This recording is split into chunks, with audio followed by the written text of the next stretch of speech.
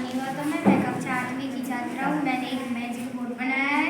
इसमें 1 से 100 तक की गिनती है। इसकी मदद से हम कई प्रकार की अवधारणाएं सीख सकते हैं। इस प्रकार अब जैसे प्राकृतिक संख्या, वे संख्या हैं जिनका उपयोग हम गिनती गिनने के लिए करते हैं, उन्हें प्राकृतिक संख्या कहते हैं। फिर है पूर्ण संख्याएं, वे संख्या जो शून्य से शुरू होकर अनंत तक जाती हैं, उन्हें पूर्ण संख्याएं कहते हैं। जैसे 0, 1, 2, 3, 4 इत्यादि। फिर है अभाज्य संख्याएं, ऐसी संख्याएं जो एक और स्वयं के अलावा किसी भी अन्य संख्या से विभाज्य ना हो, उन्हें अभाज्य संख्या कहते हैं। जैसे 11, 2, 3, 13, 5 इत्यादि।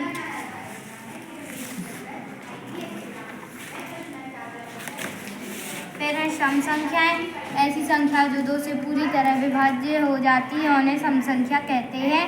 जैसे 2, 4, 12, 22, 24 इत्यादि।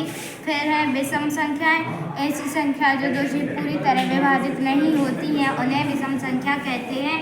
जैसे 1, 3, 11, 21, 31 इत्यादि।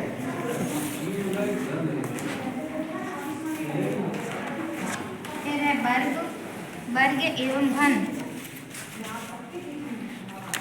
वर्ग का अर्थ किसी भी संख्या के ऊपर 2 की घात यानी उस संख्या का 2 बार गुणा होना, और घन का अर्थ है किसी भी संख्या के ऊपर 3 की घात यानी उस संख्या का 3 बार गुणा होना। जैसे 1 का वर्ग 1 और 1 का घन 1। जैसे 2 का वर्ग 4, 2 का घन 8, 3 का वर्ग 9, 3 का घन 27 इत्यादि। फिर 3 के गुणज, 3 के गुणज यानी गुणज का अर्थ है किसी भी संख्या का पहाड़ा उस संख्या का गुणज होता है। जैसे 3 का 3, 6, 9, 12, 15 इत्यादि। फिर है आरोही एवं अवरोही क्रम, इसको भी हम कहीं पे रख सकते हैं। आरोही क्रम यानी छोटे से बड़े की ओर जाना यानी कि बढ़ता क्रम। जैसे 2, 13, 24, 35, 46, 57। और अवरोही क्रम यानी बड़े से छोटे की ओर आना, मतलब कि घटता क्रम। जैसे 57, 46, 35, 24, 13, 2 इत्यादि। फिर है रोमन अंक, ये रोमन अंक है। जैसे आई को हिंदी में 1 बोलते हैं, डबल आई को 2, ट्रिपल आई को 3, और जैसे डबल एक्स भी को 25, एल ट्रिपल आई को 53, और एल यानी 50, सी यानी 100 इत्यादि। फिर है परवर्ती एवं पूर्ववर्ती संख्या, इसको भी हम कहीं पे रख सकते हैं।